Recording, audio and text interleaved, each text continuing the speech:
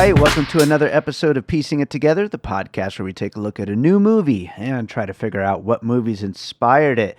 And today on the show, we've got a good one to get into because this one is out there. We are talking about Yorgos Lanthimos' Poor Things, starring Emma Stone, Willem, Dafoe, Mark Ruffalo, Ramy, Youssef. This movie, I am so excited to talk about it. Joining me for this one is Josie DeMarco. She's been on the show before.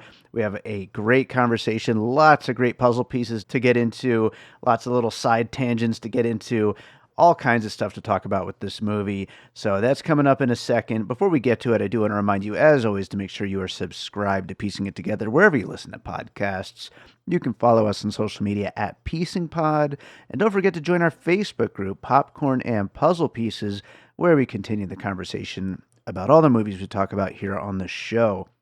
This movie came out in 2023, and it did come up on our top 10 of 2023 episode, but I'm really excited to finally get to a full episode on the film. So let's get into our conversation about Poor Things.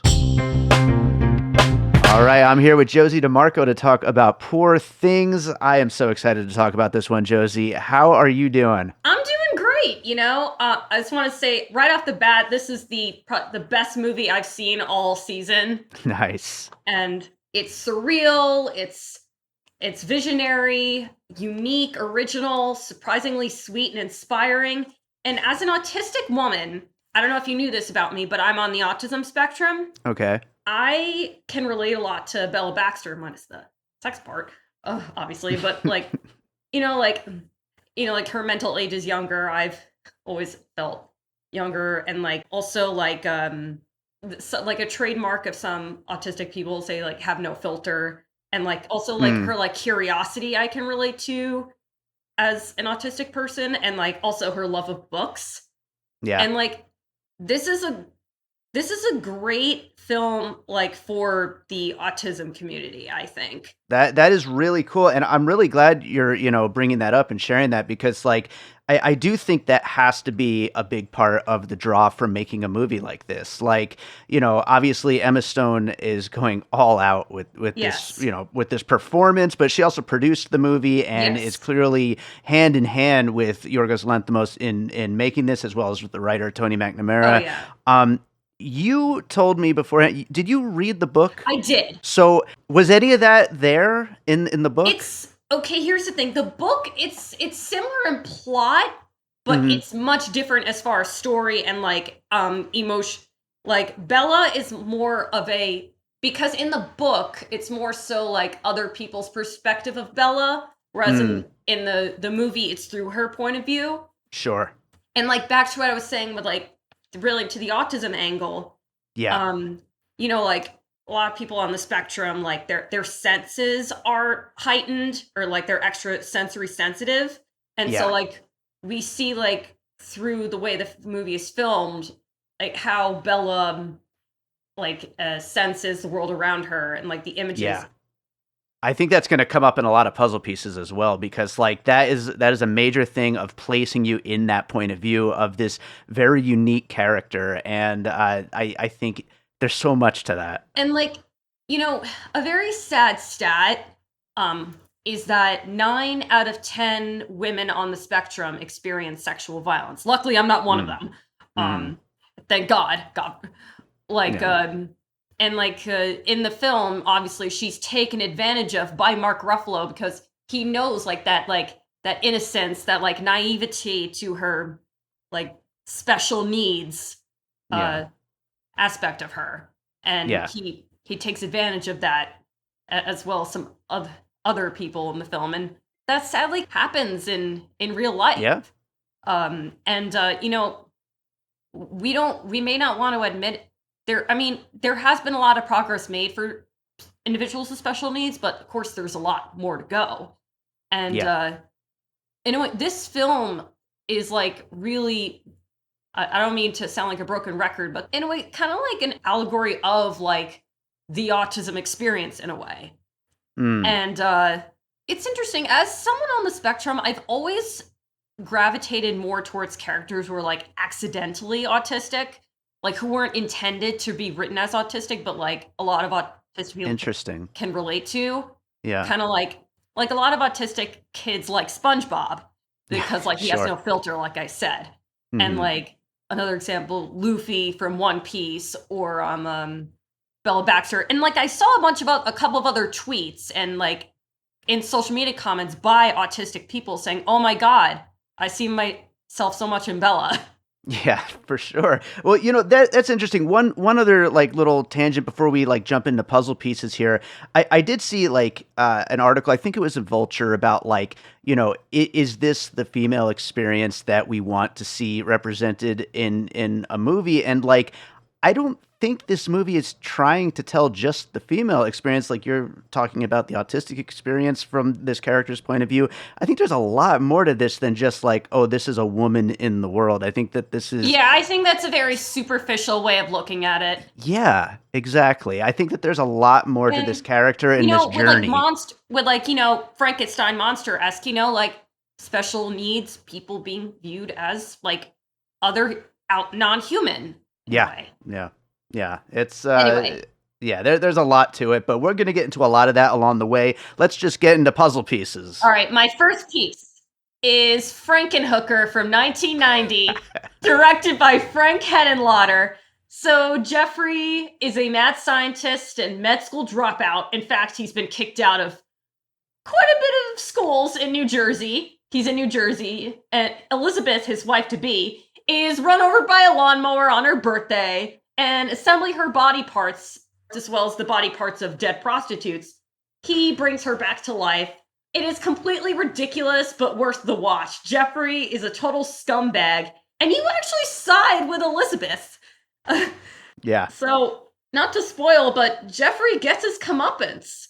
And the way the prostitutes die in this movie with the explosion is hilarious. Their body parts falling over. I am so excited to revisit this. I wanted to revisit it before this conversation because I had a feeling you might bring this one up. I'll get another chance next month. Her neck, it's like it's amazing. It's amazing. Looks just like I haven't seen it in like 20 years or something. I can't wait to rewatch it. I'll get to rewatch it before Lisa Frankenstein next month, actually. Yeah. I'm sure it'll come up again then.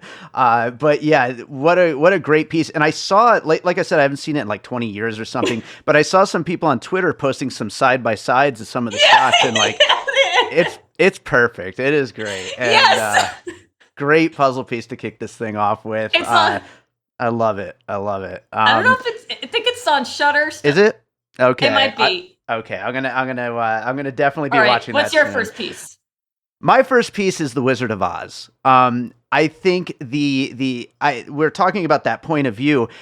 First of all, I mean, of course, going in The Wizard of Oz from black and white into full color once. I didn't even think of that. That's a great comparison. Once she goes out into the world, and then everything is through this character's eyes, and everything from the production design to the characters, the world. It's almost like a funhouse mirror, distorted point of view of the main character, and yes. The music, the set design, the effects, and their hero's journeys. They follow the hero's journey arc. Absolutely. And she meets so many like interesting characters along the way, and that is exactly what happens with Bella Baxter and her very unique journey as she goes out into the world. Fun fact: I played Dorothy in a production of The Wizard of Oz. Nice. How did that come out? That must have been a fun one to undertake. It sure was. No, I bet. There's a lot to that character. But yeah, the Wizard of Oz, Frankenhooker, we're off to a good start already. What do you have for your next piece? My next piece actually has 3 animated movies on my list, and this is the first one I'm about to talk about. Belladonna of Sadness, an anime film, a Japanese animated film from 1973, directed by Aichi Yamamoto. I could be pronouncing the name wrong, but this is a Japanese adult animated film set in medieval France. A peasant girl named Jeanne, it's spelled like Jeanne, and a farmer named Jean fall in love. They get married. Jean gets horrifically gang raped by the village baron and his fellow courtiers in a ritual called Droit du Seigneur, also known as Prima Nocta or Rite of the Lord. This was basically a purge night for the medieval feudal lords when they had the right to force sex upon any woman they chose. And so Jean begins having hallucinations that propel her to make a pact with the devil to take vengeance upon her attackers. And she delves into witchcraft. Again, this is a case of the patriarchy controlling the sexuality of women. It's trippy with highly erotic imagery, a devastating, explicit feast of the eyes, but it's very thought-provoking for its time. Brilliant, innovative animation for that time period. It's a very hard film to find, as you can imagine why. If you have Canopy, I think it's still on Canopy. But yeah, Belladonna of Sadness is a beautiful movie. Touches on sexual liberty and autonomy of women. Yeah, I've never seen it. I brought it up though, and the animation looks amazing. I definitely want to watch this. It sounds very heavy and very dark, but yeah, I definitely need to check this out. I'll have to see if it's still on Canopy, like you said. But it sounds like a really interesting one, so I'm glad you brought it up here. I will go with You Won't Be Alone, a movie from 2022, just a couple of years ago. Is that the movie with Amanda Seyfried and Ethan Hawke? No, this is with Noomi Rapace. I'm thinking of another thing. I'm thinking of something else, a different. Okay.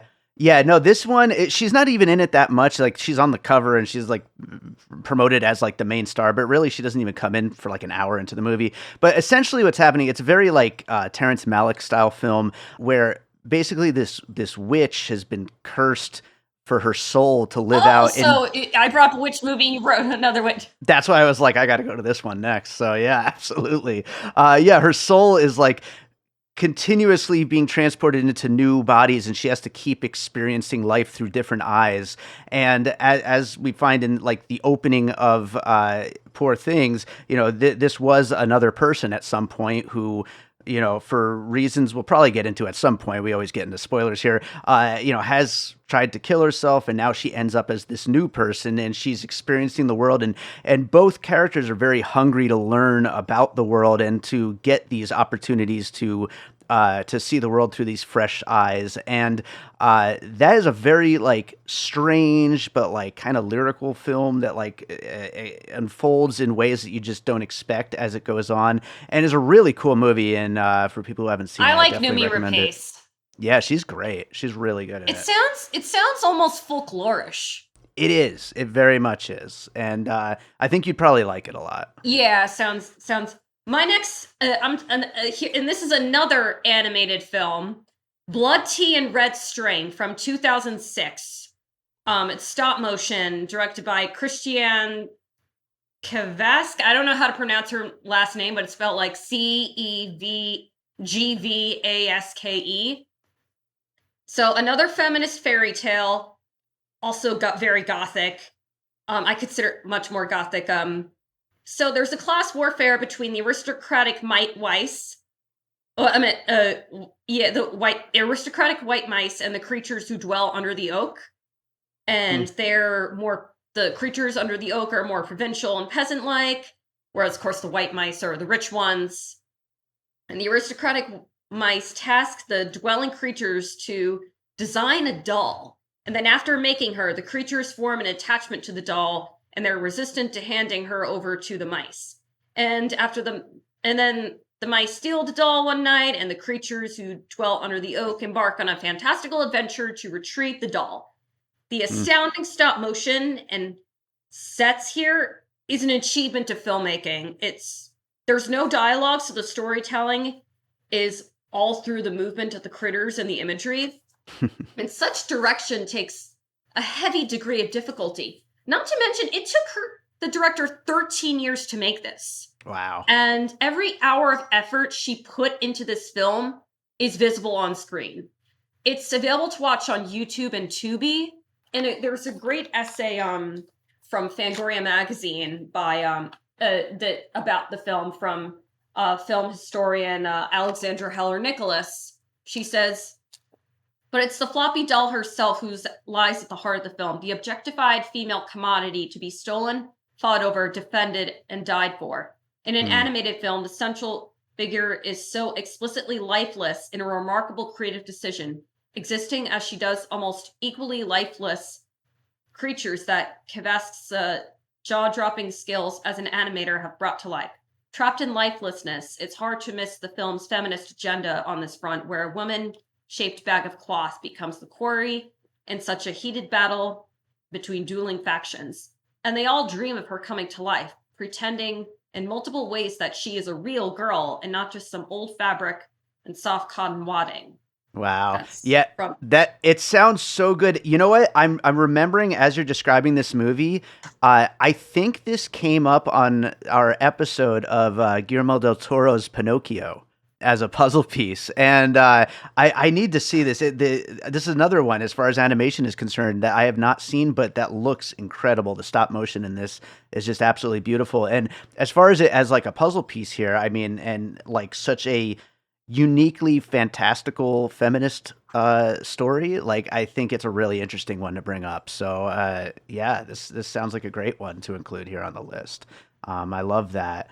I will go with another fairly recent movie, Crimes of the Future from David Cronenberg. I haven't seen that yet, actually, but I know of it, but I missed out on it last year, but I'll get around to it one of these days. But like, I do know from like the trailer about that line, surgery is the new sex. Yeah, sure. And, nothing sexier than becoming a doctor and doing surgery with your husband. Oh yeah, absolutely. That is Bella Baxter. She's got it all by the end of this. The general, the general is after like being, with the goat brain in a way is kind of like the surgery that they perform, the Max and Bella, and then the new person that is formerly Alfie, goat person. It's like their offspring from surgery being their sex. Their weird little family, absolutely. Yep. They're and now the Bride of Frankenstein and Doogie Howser can live happily ever after with their mutated freak children. Oh yeah, absolutely. That little house full of wonders. Absolutely. I also wanted to mention with Crimes of the Future the Willem Dafoe's character, he's so funny in this movie, but he can't produce gastric like juices or something, and so he has this machine and he has to burp out these bubbles, and it's like Willy Wonka.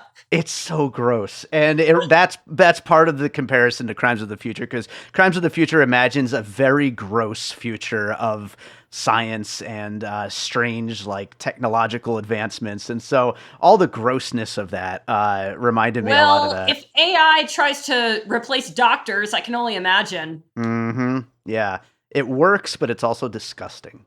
That's where AI would take us. What do you got next? Speaking of disgusting, my next piece is May from 2002, directed by Lucky McKee. Nice. The story follows our titular character, an offbeat veterinary assistant, misfit woman with a lazy eye, and she played by Angela Bettis, who gives a really great performance in this, and said her career never took off from that. Yeah. So she underwent a troubled childhood because of her condition. Her only companion is a doll, back to dolls again. And although her eyes are later fixed in adulthood, she still has a lot of trouble with socialization. May meets and starts liking a mechanic named Adam, who has an obsession with car reparation. And so he's drawn to her oddities, but then, she scares him away after biting his lip. I mean, he still likes her, but he's just appalled by her biting his lip. And and then Polly, a girl who works with May, likes her. Their relationship doesn't exactly go anywhere, though. And then it gets to a point where Molly is so emotionally unleveled that matters become violent. I only see parts and not their whole, and the two films have motifs of outcasts and body parts. Yeah, absolutely. I think May, as well as Frankenhooker, will come up next month on Lisa Frankenstein. But that is absolutely a great one to include here. And I was also thinking about May. It was one of my possible pieces here. So great one to include. I am going to go. You know what? You just mentioned AI, so I'm going to go with Ex Machina from Alex Garland, another movie about a female creation of science who is learning what it is to be a person, along with sexuality, the differences between men and women, and how interactions can be different between different kinds of people, and seeing the world through that fresh set of eyes, even though that creation takes on the form of an adult, basically. They're both movies that, of course, involve violence, they involve sex, they involve liberation, and ultimately go in different directions. Even as weird as Poor Things is, ends up being much more of a happy story by the end. We were just talking about that lovely Yeah. ending that she has. So they definitely end up in different directions, but where they start out come from kind of the same places. Right. I've actually never seen Ex Machina, but with Alex Garland making a 28 Days Later sequel, I should finally get around to it. It's so good. My next piece is so Ramy Youssef's character made me think of Polly Bleeker from Juno. Yes. Because can we just talk about how cute their relationship is? He's so a freaking cutie cute. pie. I know it's weird to say, but relationship and marriage goals, because it's like Max McCandless is like the dorky, sensitive guy she settles with rather than like a total jerk. He stands by her through her self-actualization journey. The way he cares about her is just so sweet. Yeah. And I thought it was like alone on this island thinking this. No, there are a lot of people who think that too. And it's like Mark Ruffalo and Willem Dafoe are both excellent here and are deserving of accolades, but I feel like Ramy Youssef isn't getting enough credit because, like I said, he stands by her, or even if he's not physically present with her through her self-actualization journey, and he gets the girl. Yeah. I don't get it. Why he's not in the conversation more. To that point, I think it might be because he's kind of the straight man of all this. Mark Ruffalo is so big and so ridiculous, and Willem Dafoe is just the craziest character. And so, he is just more of just a straight man. Like, he doesn't get to be as big as the other two. And so I think that's why people are and overlooking that is him. so hard to pull off. Yeah. And especially since it's his first movie role and doing an English accent. Yeah. Everyone's doing big accents in this movie. Mark Ruffalo's accent is the funniest thing in the world. But... yeah, but great one there with Juno. I love that. And yes, their relationship is just the best. It's great. I am going to go with, I'm going to go with The Island of Dr. Moreau for a puzzle piece. You're just talking about what happens to the general at the end, but the entire house is filled with little creatures that are like one animal stitched together with another animal and all kinds of stuff. The dog, duck, whatever. It would be really funny if Willem Dafoe's character got like mutated ducks for the bathtub. Oh, I bet he does. We don't get to see all that. I want to see that part of the movie. Absolutely. No, that'll be Max and Bella's next project. Absolutely. Yeah. So that whole world of just all these science creations just living out in this big beautiful house. It's it's a little Dr. Moreau-ish in how weird it all is. But the chicken dog is the best, though. I want a chicken dog. Yeah. When you say that, it almost sounds like food. It does kind of sound like food. I want a chicken dog food also. I don't think we have enough chicken dogs. Dun, dun, dun. What do you have for your next piece? All right. My next piece is a film from 1972 called The Other Side of the Underneath, directed by Jane Arden. So a therapist, played by Jane Arden herself, examines a schizophrenic woman, and we see surreal dream sequences, and that her madness is actually a result of suppressed sexuality and constrictions, and of taboo, and it criticizes societal standards placed upon women. Similar to Poor Things, it deals with death and rebirth, and then there's a sequence later in the second half where the subject wanders outside, seeing people around her. I think she's at a picnic or some outdoor festival. it reminded me of that. That sounds really interesting. That's streaming on Shudder. Other Okay. Side of the Underneath. I'm gonna have to Sadly, check Jane that one out. Arden, her life was cut short. She committed suicide. Hmm. And she Yeah. sadly, mental health problems. Mental health matters. And Yeah. I don't mean to jump into my next piece so quickly, but would it be all right if I did that? Yeah, go for it. Speaking of mental health, my next puzzle piece is David and Lisa from 1962, directed by Frank Perry, written by his then wife, Eleanor Perry. And she also, this is also based on a play. I forget who wrote the play, but anyway, like I said, as far as women mentally younger than their chronological age and the guy helping her out, David and Lisa is a great comparison. In the film, David Clements, played by Keir Dullea, is a teenager under the delusional belief that if he physically touches somebody, that he will die. And then his mother sends him to a mental institution designed for young people suffering from such challenges. And then David meets a girl named Lisa, and she's dealing with a split personality. One persona speaks in rhyme while the other is mute. This is a very sweet, tender love story ahead of its time and showcasing mental health struggles and how one can learn to overcome obstacles with them. Most of all, embracing whatever challenge you think you have as a superpower. And in Poor Things, Bella Baxter learns to embrace her oddities as unique superpowers. Wow. Yeah, that sounds heavy, but like you're saying that it like goes in like a more sweeter direction as it goes on. Yeah, David and Lisa, I think it's on, you can watch it on YouTube. Like last time I checked it, I think it is on Tubi also. But Frank Perry, he directed Mommy Dearest and The Swimmer, and he used to collaborate with his then wife, like screenwriting, like writing his films. And yeah, David and Lisa is a really underrated movie. Definitely one of my favorite. That as well as on Other Side of the Underneath, one of my favorite movies set in a mental institution. Yeah. Really interesting. Those both sound like really interesting movies. I'm going to have to check those out.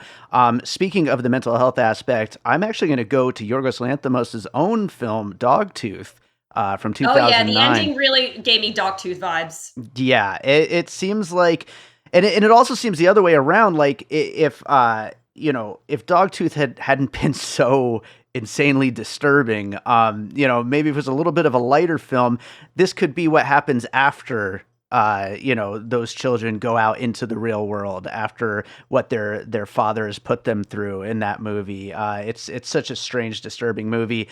Poor Things, even though there's certainly dark ways to look at it, I think overall it's just a much lighter film than anything, maybe The Favorite, but anything else that Yorgos has done so far. And I think, The Favorite and this both being written by Tony McNamara, that probably, I think it balances out some of Yorgos's more out there, insane ideas. Yes. Yes. So this should win adapted screenplay. Yeah. 100%. I completely agree with you. I definitely think it should, and it's going to be really interesting to see how it does. Obviously, it did pretty damn good at the Globes, and it's doing good at a lot of the other things. It's going to be interesting to see the Oscars this year. Yeah, and this movie, on paper, it sounds disgusting, but if you really look at it, it's basically like a coming of age adventure and like a best friends fall in love story where there's the hot girl, and then the dorky guy wants her, but then there's this jerk who tries to take advantage of her and then wins her out over him. That's basically absolutely what this movie is. How is that not a crowd pleaser? Absolutely. Speaking of which, did you see Emma Stone's Golden Globe speech when she won? Yeah, I know I know that she said she called it a rom-com. Yeah, she said it was like a rom-com between Bella Baxter and life. Yes. Not between her and any particular person. And I thought that was a really interesting way of looking at it. I think it definitely fits. And there's certainly multiple ways to read the movie, but I thought that was a really interesting point of view. Oh, definitely. Yeah. So what do you have for your next piece? My next piece is Anastasia. Long before Fox was bought by Disney, Fox had like a little animation studio. Mm-hmm. Fox had their own princess, Anastasia. And so Poor Things can be classified as sort of like a Pygmalion or My Fair Lady kind of story, and an animated film that fits that mold is Anastasia. So Anastasia, voiced by Meg Ryan, is the last living daughter of Tsar Nicholas II. In the beginning of the story, we see a ball. It's 1916 in St. Petersburg, Russia. Anastasia, at age 8, at this point in the movie, voiced by young Kirsten Dunst, is at the ball with her grandmother, Empress Maria. She gifts her with a music box along with a necklace with the words "Together in Paris." A villainous sorcerer, Rasputin, voiced by Christopher Lloyd, disrupts the ball. He announces his grand plan to terminate the Tsar's family, and Rasputin's revolutionary team invades the palace, and Marie and Anastasia begin their escape with the help from a boy named Dmitri, whose later voice went older as by John Cusack. And so Marie makes the train, but Anastasia fails to jump on. She falls. Cut to 10 years later, Russia is governed under a communist regime. There are theories, which turn out to be true, that Anastasia is indeed alive. Maria basically offers a sweepstakes award for the finding of Anastasia. Dmitri, the boy who guided Anastasia and Maria to the train, is now a hustler. He's voiced, like I said, by John Cusack. He has a crime partner named Vlad, and the two have the goal of finding an Anastasia lookalike to receive money. And speaking of lookalikes, kind of like the lookalike, we lookalike with using Margaret Qualley, as a replacement. Yeah. But she actually ends up becoming their second child. So it's revealed for the past decade, Anastasia lived in an orphanage. She experienced amnesia after the fall, so she doesn't remember her previous identity as Anastasia, so she goes by the name Anya. Kind of like how, Bella Baxter doesn't remember her previous life as Victoria Blessington. Yeah, sure. And by Anastasia's side is an adorable puppy dog, and then Dmitri and Vlad find Anastasia. They tell her they're going to bring her to her grandmother, not knowing that she actually is Anastasia. And then Anya and Dmitri fall in love. The animation is eye-popping gorgeous. I love Anastasia's green eyes and like the detail to the costumes. The drawing of the background scenery is transportive. And it's an animated movie that's classic that's not talked about nearly as much as it should. It's a great alternative like princess movie to show to girls. And like the trio of Anastasia, Dmitri, and Vlad sort of reminds me of Emma Stone, Ramy, Youssef, and Willem Dafoe. This has the song, "Life is a road and I want to keep going. Love is a river, I want to keep going up." Oh, yeah, that's right. Yeah, I remember this movie. I haven't seen it since it came out, but it is funny that you have 3 animated movies on this list. This movie does feel like a big fantastical, like it could have been an animated I actually was Anastasia for Halloween, and then I wore the costume again on Christmas. I wanted to have Halloween on Christmas. And so I watched it with my mom on Christmas morning, and then I realized that like the villain Rasputin, literally the name Putin is in the name. Yeah, yeah, that's right. Yeah, that's funny. That is ridiculous. I will go with for another piece here. So this is funny. I actually brought this one up on our Fool's Paradise episode that Josie was on, but this is The Enigma of Caspar Hauser, the Werner Herzog film. Still haven't watched it, but I'm looking forward to it. Oh, it's really, really interesting and weird, and it's great. But about this strange man who has been kept in isolation, and no one knows his history, and he doesn't know anything about the outside world or how to behave in the outside world or customs, and how to communicate with other people, and just kind of gets thrust out into the world with no kind of safety net, and goes out into the world and learns the ways of the world, and just kind of ends up finding their way on an adventure. And that's exactly where Bella Baxter ends up, as she goes from city to city, from person to person, meeting all these people, learning about customs, learning about what the world is, both the good and the bad in it. And babies! The poor babies. I love the part where she takes his money and gives it away.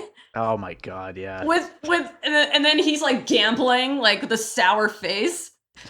He'd probably Mark Ruffalo's character. He'd probably be like at the OTB. He'd probably be part of like a fantasy football league. And like Mark Ruffalo's character is such a scumbag, but he is so funny. He's perfect. He's the best. I haven't seen him like this in years. If Downey Jr. weren't winning the Oscar, he probably would. Would be totally. But it's so funny. Like it's like he's a washed up Gaston from Beauty and the Beast. Ooh, that's with like a good with like a beer belly and like with a law degree, but like it's probably like imagine if it's like not even legit. It's like a Better Call Saul thing. Yeah, just totally made up, and he's just skating by. That's totally something that this character would do. Even his name, Duncan Is that even his real name? Sounds made up. Sounds totally made up. Yeah. What like music could you see him listening to? He seems like the kind of guy who like doesn't care about music. He literally only cares about his money and getting women and scheming people. Like that's what I picture him. No, he probably have like those like scam sites. He'd probably like operate like credit card scams. Oh yeah, that would be the Duncan Wedderburn of the 2020s for sure. Yes, he'd probably have like cryptocurrency. Oh God, yeah, he'd definitely be one of those guys for sure. Oh, he's so good. What do you have for your next piece? I want to talk about two stories by Nathaniel Hawthorne, Rappaccini's Daughter and Paradise of Children. I actually, right here, have from the library a collection of selected tales by Nathaniel Hawthorne. You know, Nathanial Hawthorne released, because Scarlet Letter and Easy A. But Nathaniel Hawthorne wrote a bunch of other stuff that's very one of the best writers of the 19th century. So Rappaccini's Daughter, Dr. Rappaccini creates a daughter from plants. And he has he names her Beatrice, alluding to like Dante and Beatrice. And then his assistant, kind of like poor things, falls in love with her. Although ultimately it's doomed for them it takes sort of like a kind of like a Garden of Eden route. Okay. And it plays around with the idea of suppressing women and the idea of playing God. And then Paradise of Children is his take on Pandora's box story. And in the story, Pandora opens the box and troubles come out. But what's interesting is that at the end of the Paradise of Children story, a fairy comes out of the box named Hope. And she says, with all these problems in the world, there's always hope. And that's something that Bella learned. So I figured that would be good to bring up. Me coming from a literary background and this film being, literary, I bring that up. Yeah, no, absolutely. I just want to go to, the playing God aspect. Willem Dafoe's character being named Godwin and Bella constantly referring to him as God. It's so perfectly like perverse and weird that that would be what she's constantly calling him. It just seems like something he wants her to call him, but at the same time, it's just his name. I think that's just it's kind of, what? This is a weird comparison. It's kind of like To Kill a Mockingbird, how like Scout calls, instead of her dad, she calls him Atticus, his first name. That's what it's sort of like. Mm-hmm. Yeah, it's such strange interpersonal relationships between these people, and but yeah, no, those I haven't read either of those books, but those they're short stories. They're short stories. Okay, yeah, it sounds like great pieces though to include here. I'm gonna go with kind of a silly one here. I'm gonna go with so I was thinking about Bella Baxter's big dance sequence, which is really, really an amazing moment between her and Mark Ruffalo's character.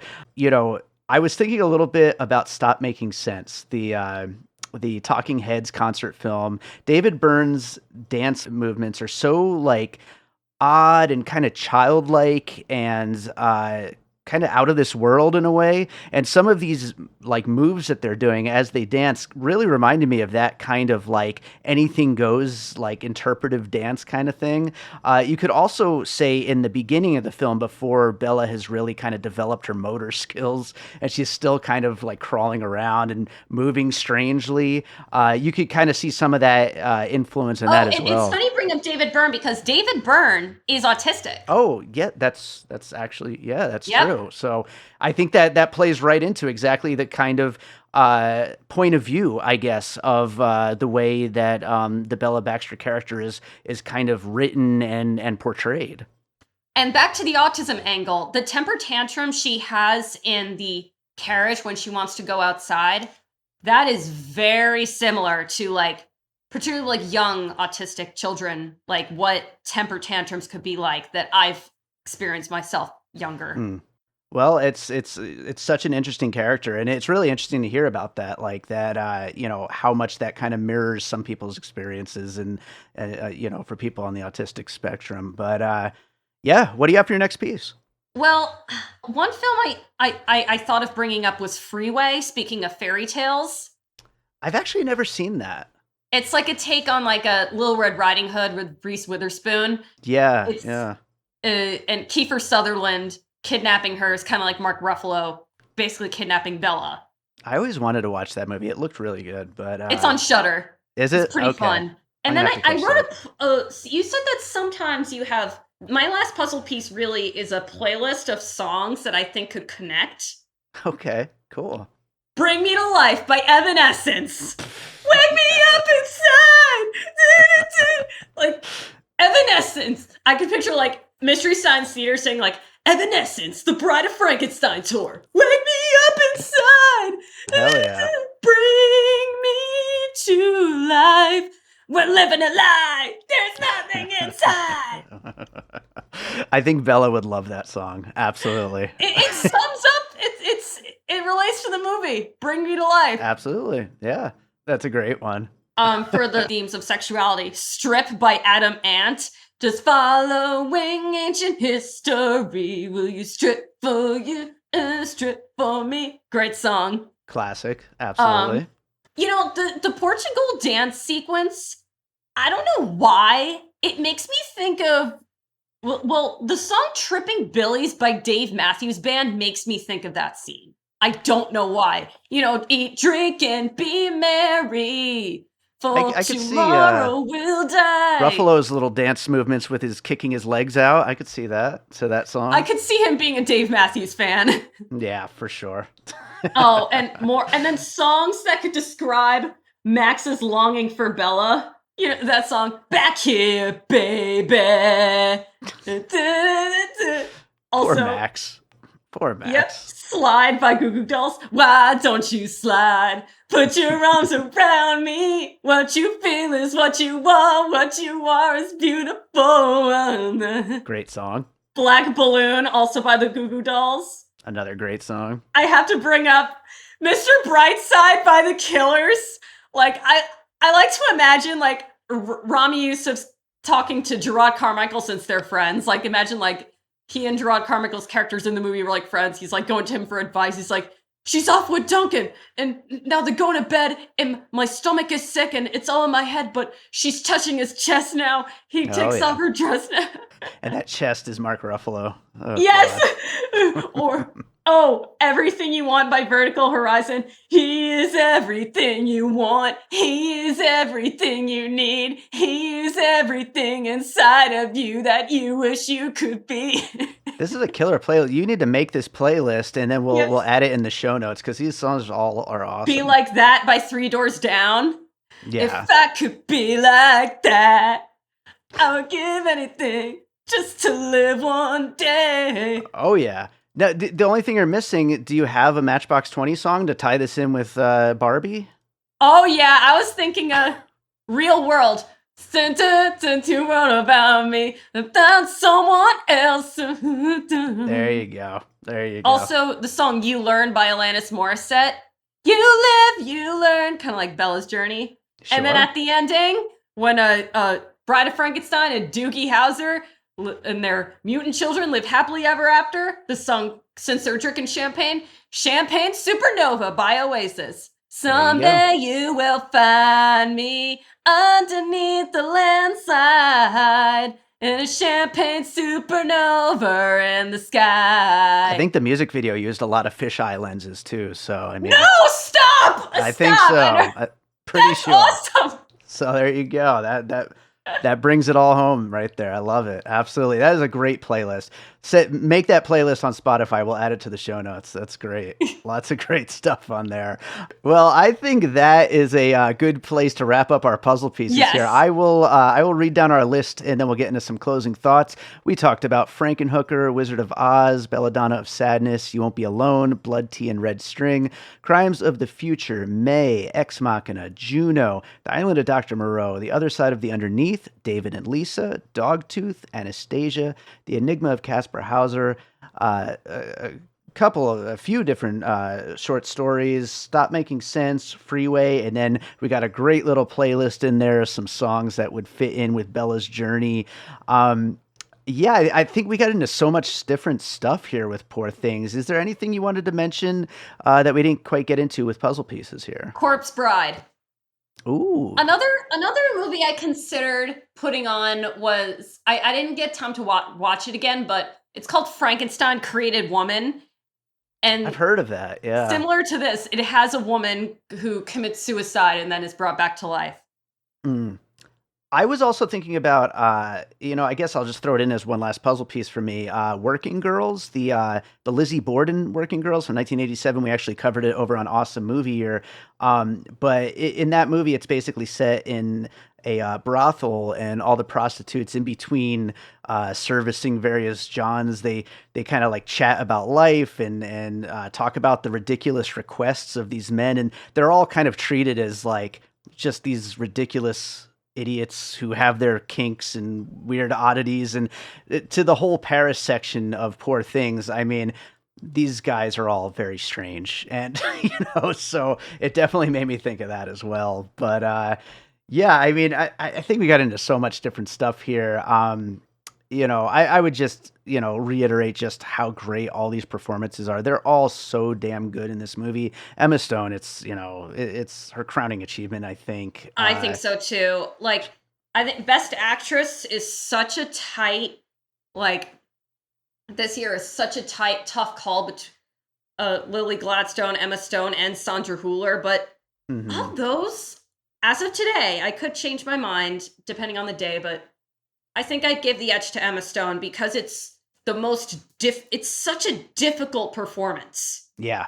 It really is. It's brave, it's out there, it's unique, and there's not, like, even though we went through this whole list of a lot of very, strange movies, like, there's still not that much to, base that character on. And it's like, it's a really unique, original thing. Yeah. And more special needs representation. There you go. Absolutely. Great place to wrap this thing up on. Josie, is there another movie you watched recently you'd like to recommend to our listeners? Well, I could talk about I watch a lot of older things. If you look at on my letterbox, cause what I like to do is I work at a library, and so I rent a lot of through interloans, and I rent a lot of older movies and that aren't available on streaming. And recently, my first time watches of 2024 so far, some of them included Americanization of Emily, Akira Kurosawa's Dreams, David Lean's Passionate Friends, One False Move, Castle of Cagliostro, Lunatics: A Love Story, which is awesome, The Other Side, The Underneath, which I just mentioned, The Last Wave, and the Lost Skeleton of the Cadavra. That sounds interesting. But yeah, I remember you posted in our Popcorn and Puzzle Pieces group about Lunatics: A Love Story. That's one that I've always wanted to watch. I'm going to have to get to that soon. Yeah. Oh, speaking of Ted Ramy, get Bruce Campbell and Ted Ramy to host an award show, please. Oh, I'm super down for that. That would be any more Bruce Campbell in general, absolutely. But Josie, where can people find you and your YouTube series?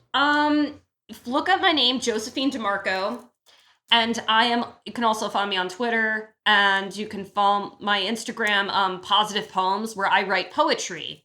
Absolutely. Absolutely. Well, thank you so much for doing this. I'm glad we were finally able to do this one, and I'm sure we'll get you back again sometime. Thanks for having me. I'm Josh Bell. And I'm Jason Harrison. We co-host a podcast called Awesome Movie Year. Each season, we take a look back at an awesome year for movies, which is every year. We deep dive into these specific years and we pick out why they were such great years for films. We go over the biggest hits, the biggest flops, the best pictures, some personal picks, some cult classics. Years we've covered in past seasons include 1994, 2003, 1977, and 1984, and we've got all of film history to look forward to. So check us out at awesomemovieyear.com or wherever you listen to podcasts. All right, so I hope you enjoyed that conversation about Poor Things. Thank you to Josie for joining me on that one, and thank you to all you for listening. If you're enjoying piecing it together, of course, make sure you are subscribed wherever it is that you listen to podcasts. Wherever you're listening right now, you could hit that follow or subscribe button and maybe drop us a little 5-star rating and review while you are at it. That helps make sure that all kinds of new people find the show, and we get to do all kinds of fun new stuff, like all the live shows I've been doing, and we'll get into some more stuff this year, but definitely drop a little 5-star rating and review. It would be very helpful. You could also follow us on social media at Piecing Pod and join our Facebook group, Popcorn and Puzzle Pieces. I told you about that at the top of the show. What I didn't tell you about is our Patreon, the Produced by David Rosen Patreon, where you can find bonus and advanced content from Piecing It Together, from Awesome Movie Year, and from my music career. Lots of great stuff over there. So check it out if you want to support the show. It's patreon.com/bydavidrosen. I appreciate you just being out there listening, but if you want to check out the Patreon, it is there. And with that said, let's close this out with a piece of music like I always do. And this is kind of a tough one to pick one for. It's just such a strange movie, so it's kind of hard going through my albums trying to find a good piece to play here. I think what I'm going to do is go with a song that I really love from my 2020 album, the self-titled David Rosen. It's called The Night Calls, and I just think it has like a little bit of a strange vibe to it, and I think it'll fit pretty well here. So let's go with The Night Calls. I've always loved this song. I hope you enjoy it. We'll be back with more Piecing It Together very soon.